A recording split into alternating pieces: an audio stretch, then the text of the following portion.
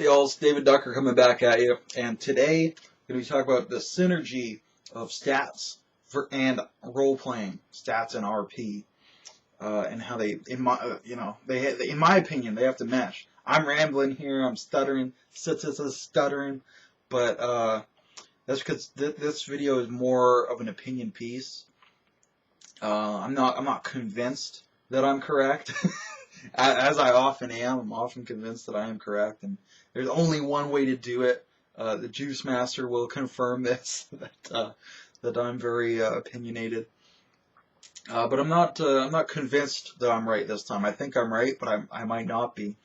So let's break it down. The synergy of stats and role playing. What I mean by that is you're going to have some statistics on your character sheet in pretty much any system, and then you're going to have that's your crunch or your stats, and then you're going to have the description, the narrative, the fluff on the other hand, and to me they should line up. They should mesh perfectly, and it bugs me when they don't or when they can't. But it is more of a stylistic thing. So I'll give you some examples. So I don't want to name names because the person is sensitive, but I was role playing with someone, and their statistics did not reflect their actual what they described as their character.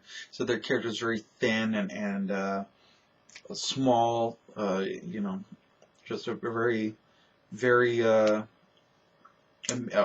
perhaps an emaciated individual. It was a very slight, slender figure. But on their sheet, their strength and their toughness were maxed, the very highest they could possibly be. That's no exaggeration. The highest strength and toughness, the strongest person in the world, and the toughest person in the world. It's the same person somehow. That could be problem one. But problem two is when I think of the strongest man in the world and the toughest man, or woman, able to withstand the most hits and damage, the image that comes to my mind is not a thin, svelte individual. So when I have this contradiction between the stats and the role play and they're clashing, it drives me nuts. I'm like, what are you doing? Like, you're lying. So you're lying to someone. You're either lying about what you look like, and you're actually a huge roid monster, or you're lying about what your stats should be. If you want to look thin, you should actually probably be lower strength than average, not the highest peak of human achievement in strength. And same thing with your toughness. Like when I picture the strongest person in the world, go watch a strongman competition. They're big and burly, and when I think of a tough person, I think of a sumo wrestler, someone who's able to just ignore hits, at least to their body.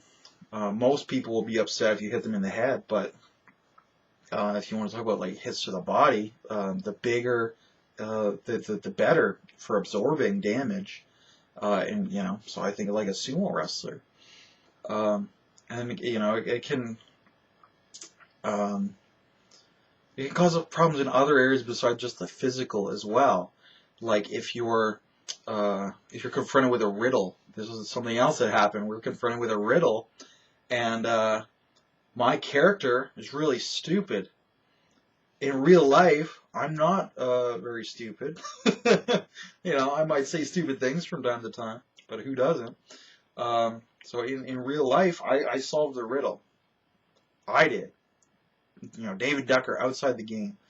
My character could never solve that riddle. So I'm just sitting there. I'm role-playing not knowing the answer when I actually do know the answer. And that's fine. That's, in my opinion, I did that right. I role-played what my stats are. But, other people wouldn't do that or couldn't do that. They'd have a low wisdom, and they'd act very wise, or they more commonly they have a very high wisdom and they act unwise. They just do things that don't reflect an enlightened individual with great common sense, which is what wisdom is supposed to represent. But they act silly and immature. And I'm like, why do you have wisdom? Oh, for the divine miracles of the gods. And I'm like, no, they wouldn't give you miracles if you're acting like that. That's the point of the wisdom stat, son. So it really bugs me when I see that disconnect come through. And to me, the way I make a character is the opposite of some of these, problem players as well. I make the character, then I stat them. So I'll be like, oh, this character is really, really thin and svelte and agile. So I'm gonna mark his strength down just below average, and his toughness quite a bit below average. But I'm gonna bump up the agility, so I can stat the character as I want them to be. I know what I want. I just have to throw it on paper. Now, some systems don't let you do that, and to me, those are bad systems. So if you got a system, it's like, well, my character's a really good fighter, and the system is like, well, then you have to be really high level because fighting is tied to the level system. And like that doesn't. Well, my character is supposed to be a really, really good fighter. Like he has other drawbacks, but that skill of fighting supposed to be high with. And it's like, oh, no, you have to be a high level to get that fighting skill. And you also get all this HP and toughness and willpower and all of this with your fighting. I'm like, no, he's actually, he's got weak endurance. He's actually can't take a hit. So I should have lower than average hit points. But he's really good at fighting, so he won't get hit much. But the system won't let me do that. The system's like, oh no, you have to be good, good at fighting and tough, and then willpower shows up too. It's like just for no reason. I'm like, well, I guess the character is okay willpower. Like maybe I can make him a little more willful, but definitely the HP is messed up. So that's going to cause a lot of problems for me with some systems that don't give me freedom and creativity, creative control. When the game is imposing on me, and I'm like, well, the game doesn't get to have fun. I could see a person imposing on me if it helped them have fun. And I don't mind doing that, making compromise for people, that's fine. But when I compromise for a rule book, a piece of paper, no. How about no? So that's my big diatribe against like the rules versus the role play, how they can clash the stat versus the description. Now, like I said, I'm not convinced that this is always appropriate. I think that's the best way to put it because of some of those systems. Like if you're playing a system that doesn't give you that freedom, and you have the choice between being really generic and role-playing your genericness, or being statistically generic and then role-playing something different that's more interesting and better. Yeah, I could see that. I could see, oh well, because of the rules, I have really big toughness and willpower with my fighting, but I'm gonna role-play it as if he's sickly and weak because it's interesting. It's what I want.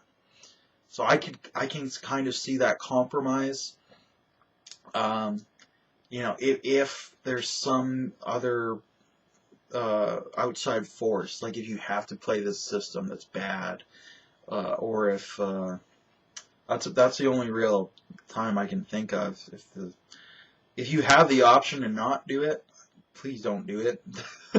But if you really have to do it, then do it. If you have to get the stats one way because it's class based, then or the skills just aren't broad enough, then you fudge your role playing. Always err on the side of role playing. That's basically what I'm trying to say. So I'd love to hear in the comments below if you've seen this, if you've been confronted with this, if you thought to yourself, oh wow, my character needs this to have that other power, but he needs this to role play well and be interesting. What do I do? Uh, Maybe I can cheat. I can have the best of both worlds, and I'll have the high stats, but I'll role play it interestingly, and I'll have the best of both worlds, just like Miley Cyrus. Like Miley Cyrus. So let me know if you've seen that. Have you seen a Miley Cyrus in your table? But I'm going to be signing out now. I hope everybody has a good day in YouTube land. Cheers.